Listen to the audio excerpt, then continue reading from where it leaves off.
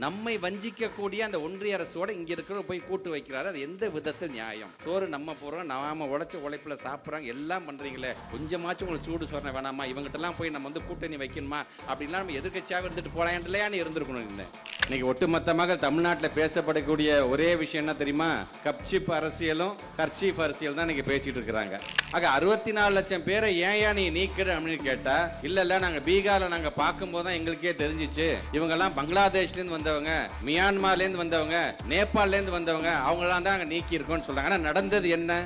ஏன் நம்முடைய தமிழ்நாட்டில் நம்ம சும்மா 19 சொல்ல தமிழினம் என்பது எப்படிப்பட்ட இனம் தெரியுமா? எந்த காலத்திலிருந்து இருக்கு தெரியுமா? சும்மா சாதாரணமா சொல்லிட்டு போகல, அறிவியல் சார்ந்து நம்ம அதை நிரூபித்து காட்டியிருக்கோம். அதனாலதான் என்னடா எது செஞ்சாலும் திராவிட மாடல் சொல்லி நம்ம அடிக்கிறாங்களே, அறிவு சார்ந்து பேசுறாங்களே. தமிழ்நாட்டுக்கு உள்ள வந்துட்டோம்னா ஒரு டீ கடையில் டீ விற்கிறவங்க கூட இன்னைக்கு அறிவு சார்ந்து பேசுறானே, பகுத்தறிவு பேசிக்கிறானே. இது எப்படிப்பட்ட மண் என்பதை நாம் நிரூபிச்சுட்டு இருக்கோம்.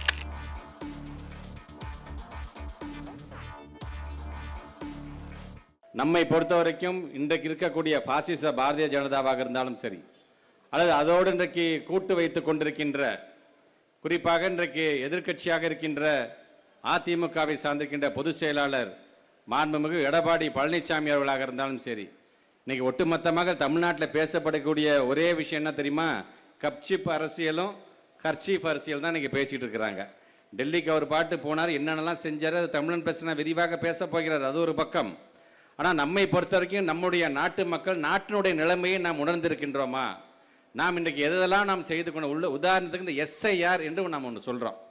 பீகாரில் 64 லட்சம் வாக்காளர்களை ஒரே அடியாக அதை நீக்கி விட்டார்கள் என்று நம்ம பேசுகிறோம், படிக்கிறோம். ஆனால் உள்ளபடியே என்ன நடந்தது அங்கே? ஆக 64 லட்சம் பேரை ஏன் நீ நீக்கிற அப்படின்னு கேட்டால், இல்லை நாங்கள் பீகாரில் நாங்கள் பார்க்கும்போது தான் எங்களுக்கே தெரிஞ்சிச்சு, இவங்கெல்லாம் பங்களாதேஷ்லேருந்து வந்தவங்க, மியான்மர்லேருந்து வந்தவங்க, நேபாள்லேருந்து வந்தவங்க, அவங்களாம் தான் அங்கே நீக்கியிருக்கோன்னு சொல்கிறாங்க. ஆனால் நடந்தது என்ன? தேர்தல் கமிஷனை பொறுத்த வரைக்கும் எந்த ஊழியரும் எந்த வீட்டுக்கும் அனுப்பிச்சு வைக்கல.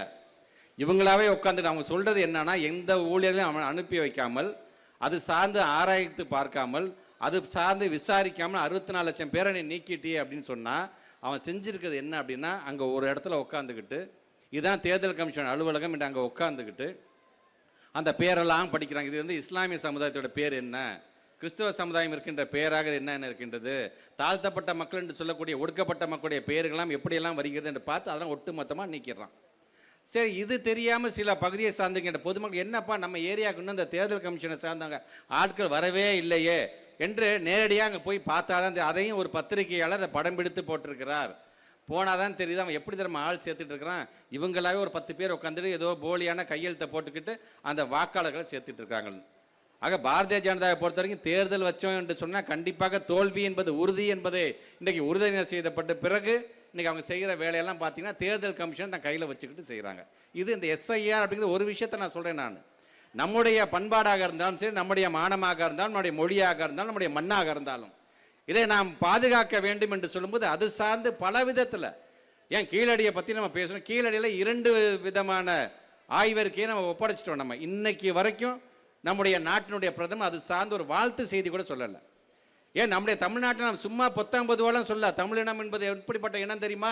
எந்த காலத்திலிருந்து இருக்கு தெரியுமா? சும்மா சாதாரணமாக சொல்லிட்டு போகல, அறிவியல் சார்ந்து நம்ம அதை நிரூபித்து காட்டியிருக்கோம். அதனால தான் 5000 ஆண்டுகளுக்கு முன்பே தமிழன் இரும்பை பயன்படுத்தி இருக்கிறான் என்கிற மிகப்பெரிய பெருமை தமிழினத்திற்கு உண்டு. ஆனால் அதை மூடி மறைக்க வேண்டும். தமிழினத்தை பற்றி பெருமையாக பேசிட்டே இருந்தால் அப்போ ஒட்டுமொத்தமாக தமிழ்நாடு என்ன சொல்லுது அதுதான்ப்பா இந்தியா செய்ய வேண்டிய சூழ்நிலை வந்து விடும் என்கின்ற ஒரு பயம். ஆனால் நம்முடைய பெருமையை பேச விடாமல் எப்படியெல்லாம் அதை நசுக்க வேண்டும் என்பதை செய்து கொண்டிருக்கின்றார்கள். ஆக இன்றைக்கு தொகுதி மறுவரையறையை பற்றி நம்ம பேசுகிறோம். நம்ம முடிஞ்ச வரைக்கும் இன்னைக்கு பாண்டிச்சேரியும் சேர்த்து 40க்கு 40 எப்போ பார்த்தாலும் நம்ம ஜெயிக்கிறோம் பார்த்தீங்களா, அது அவங்களுடைய கண்ணை உறுத்துகிறது. சரி, இது எப்படியாச்சும் இந்த மக்கள் தொகை அடிப்படையை வச்சுக்கிட்டு இதை எப்படியாச்சும் குறைச்சிடலாமா என்கின்ற அந்த பணியை எனக்கு செஞ்சுட்டு இருக்காங்க. ஏன் ஒரு பள்ளிக்கல்வித்துறை அமைச்சராக எங்களுக்கு வர வேண்டிய, எங்களுடைய துறைக்கு வர வேண்டிய ஏறத்தாழ 2000க்கும் மேற்பட்டிருக்கிற கோடி ரூபாய் இன்னைக்கு தராமல் அவங்க பதுக்கி வைக்கிறான்னு சொன்னால் அது காரணம் என்ன சொல்கிறாங்க? ஏன் இந்தி படித்தா என்ன, இந்தி படிக்கிறேன் நீங்கள் எழுதி கொடு, அடுத்த நிமிஷம் நான் பணம் தரேங்கிறார். அதனால தான் நம்முடைய மாண்புமிகு தமிழ்நாட்டுடைய முதலமைச்சர் முத்துவேல் கருணாநிதி ஸ்டாலின் சொன்னார், நீ 10,000 கோடி கொடுத்தாலும் சரி என் கொள்கையை விட்டு அதை நான் வாங்க வேண்டிய அவசியம் இல்லை, என் பிள்ளைங்களை நானே பார்த்துக்கிறேங்கிறார். கிட்டத்தட்ட 43 லட்சம் பிள்ளைங்களோட எதிர்காலம், கிட்டத்தட்ட 32,000க்கும் மேற்பட்டிருக்கின்ற ஆசிரியர்களுடைய எதிர்காலம். இந்த பணத்தில் இந்த சம்பளம் கொடுக்க வேண்டிய, சரி உன் கொள்கை எனக்கு தேவையில்லை, என் கொள்கை எனக்கு போதும் என்று இன்றைக்கி ஒரு மாநில அரசே அதை ஏற்றுக்கொள்கிறோம் என்று சொன்னால் அது நமக்கு நிதி நெருக்கடி தான், இல்லை என்று சொல்லவில்லை. அது யாருடைய பணம்? அது நம்முடைய வரி பணம் தான். நம்முடைய வரி பணத்தை நம்முடைய மாநிலத்தில் நம்முடைய தமிழ்நாட்டோட முதலமைச்சர் நமக்குள்ளாரே அதை பிரித்து கொடுத்துக்கிறோம் என்று சொல்லுகிறார். ஆக இப்படி எல்லா விதத்திலும் இன்றைக்கி நான் முன்னேறியேன். இப்போ கூட நம்முடைய மாண்புமிகு தமிழ்நாட்டு முதலமைச்சர் செப்டம்பர் மாதம் ஜெர்மனிக்கும் லண்டனுக்கும் போயிட்டு வந்தார்.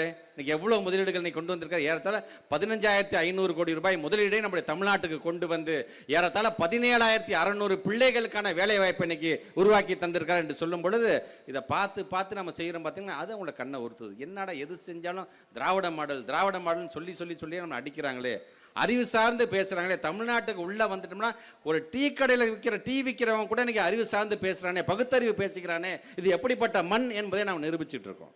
தந்தை பெரியார் நமக்கு தந்த மண், பேரறிஞர் அண்ணா, முத்தமிழர் கலைஞர், இந்த 3 பேருடைய ஒரு உருவாக இருக்கின்ற நம்ம தமிழ்நாட்டோட முதலமைச்சர் எப்படி எல்லோருக்கும் எல்லாம் அப்படிங்கிறத கொண்டு வருகிறார். ஏன் சமீபத்தில் கூட பார்த்தீங்கன்னா ஒரு திட்டங்க, அன்பு கரங்கள்னு ஒரு திட்டம். இது வரைக்கும் யாரும் சிந்தித்து பாருங்க. நான் பல மேடைகள் சொன்னது தான். எல்லோருக்கும் எல்லாம்னு சொல்லிட்டீங்க, அந்த எல்லாருலாம் யாருங்க அப்படிங்கும் பொழுது அது சார்ந்து ஒரு மனிதன் சிந்திக்கிறார்ல. அன்பு கரங்கள் தன்னுடைய பெற்றவங்களை ஒருத்தரை இழந்தாலும் சரி, 2 பேரையும் இழந்தது என்று சொன்னாலும் சரி, அந்த பிள்ளைங்களுக்கு எந்த ஒரு காரணத்தை கொண்டு இந்த படிப்பு தடையாக இருந்து விடக்கூடாது. அந்த பிள்ளைங்களை படிக்க வைக்கிறவங்க யாராக இருப்பாங்கன்னு பார்த்தீங்கன்னா அவங்க சொந்தக்காரங்க இருப்பாங்க, உற்றார் உறவினர்களாக இருப்பாங்க. அவர்களுக்கும் இது ஒரு நிதி சுமை தான். ஆனால் அதை உணர்ந்த நம்முடைய தமிழக அரசு அந்த நிதி சுமையில் நாங்களும் கொஞ்சம் பகிர்ந்துக்கிறோம். ஒரு அரசாங்கமாக அந்த பிள்ளையை நீங்கள் படிக்க வைங்க, நாங்கள் அந்த பிள்ளை பேருக்கு மாதம் 2,000 ரூபாய், அது 18 வயசு இருக்கிற வரைக்கும் நான் கொடுத்துக்கிட்டே இருக்கேன். அந்த பிள்ளைங்களை படிக்க வச்சுக்கிட்டே இருக்கேன். ஏதோ ஒரு விதத்தை அந்த பிள்ளைங்க படிச்சுட்டு முன்னேறி வந்துவிட வேண்டும் என்று நாம் ஆசைப்படுகின்றோம்.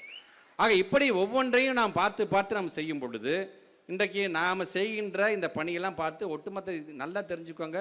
நம்முடைய தோழமை கட்சியை சார்ந்திருக்கின்றவர்கள் நம்மளை பாராட்டுகிறார்கள். அது மட்டுமல்ல, ஒட்டுமொத்த ஒன்றிய அரசே நம்மை பார்த்து பாராட்டு. ஆமாப்பா, தமிழ்நாடு சரியாதான்ப்பா பண்ணுறாங்க.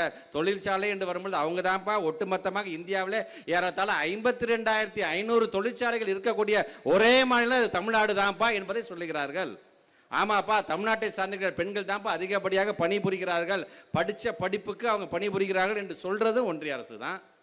கல்வியா இன்னைக்கு ஒட்டுமொத்தமாக இந்தியாவிலே 12ஆம் வகுப்பு முடித்ததுக்கு பிறகு உயர்கல்வி கல்லூரியில் போய் சேர்றது யார் சதவீதம் அதிகம் என்று சொன்னால் தமிழ்நாடு தான்ப்பா அதிகம் என்கிற அந்த பெயரை நாம் பெற்றிருக்கின்றோம்.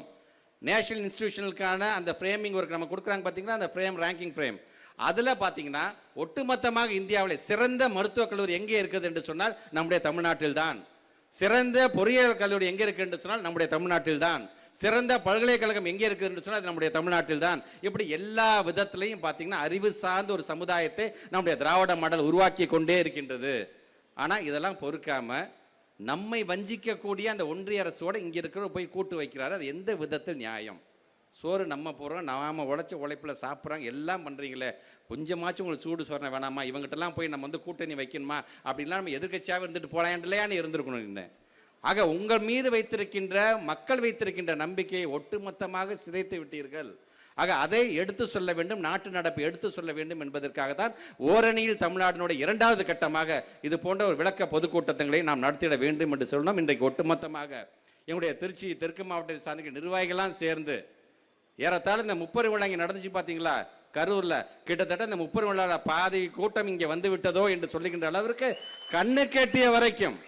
அதனால்தான் நீங்கள் நம்முடைய அண்ணன் நேரு அவர்கள் பேசும்போது 9 தொகுதியில் போடுறத ஜெயிச்சிங்களே, இந்த முறையும் ஜெயிப்பீங்களான்னு அவர் கேட்டாங்க பார்த்தீங்களா பத்திரிக்காரங்க. சேர்த்து நானும் அவரோட சேர்த்து ஒரு இந்த மாவட்டத்துடைய அமைச்சராக சொல்கிறேன், 9க்கு 9 100% வெற்றி பெற்றே தீருவோம் என்கின்ற உறுதிமொழியை ஏற்கக்கூடிய ஒரு நாளாக இந்த நாள் அமைந்திட வேண்டும் என்கிற விதத்தில் தான் இதை நாம் செய்து கொண்டிருக்கின்றோம்.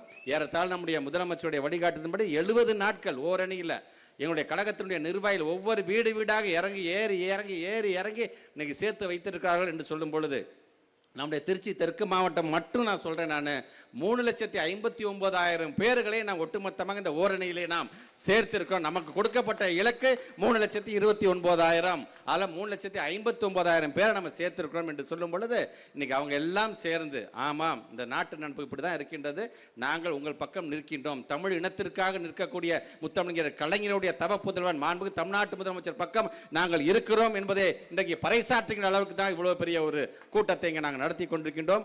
ஆக அந்த விதத்தில் வருகை தந்திருக்கிற நீங்கள் இந்த கூட்டத்திலே கலந்து கொண்டு நம்முடைய தமிழன் பேசுகிற உரையை நீங்கள் கேட்டு பிறகு நீங்கள் வீட்டுக்கு செல்லும் பொழுது கொஞ்சம் சிந்தித்து பாருங்கள். நமக்காக இருக்கக்கூடிய அரசாங்கம் எதுவென்று பாருங்கள். தொடர்ந்து ஒரு இயக்கத்துடைய தலைவராக பொறுப்பேற்றது என்று ஏறத்தாழ 11க்கும் மேற்பட்டிருக்கின்ற தேர்தலில் அனைத்து தேர்தலும் வெற்றி பெற்றவர் மாண்புமிகு தமிழ்நாட்டுடைய முதலமைச்சர். 2026லும் நம்முடைய உதயசூரியன் தான் உதிக்கும் உதிக்கும் உதிக்கும் என்பதை மட்டும் இந்த நேரத்தில் நான் தெளிவாக எடுத்துக்கொண்டு உழைப்பது நாமாக இருப்போம், உதிப்பது உதயசூரியனாக இருக்கட்டும் என்று கூறி நன்றி கூறி விடைபெறுகிறேன். நன்றி, வணக்கம்.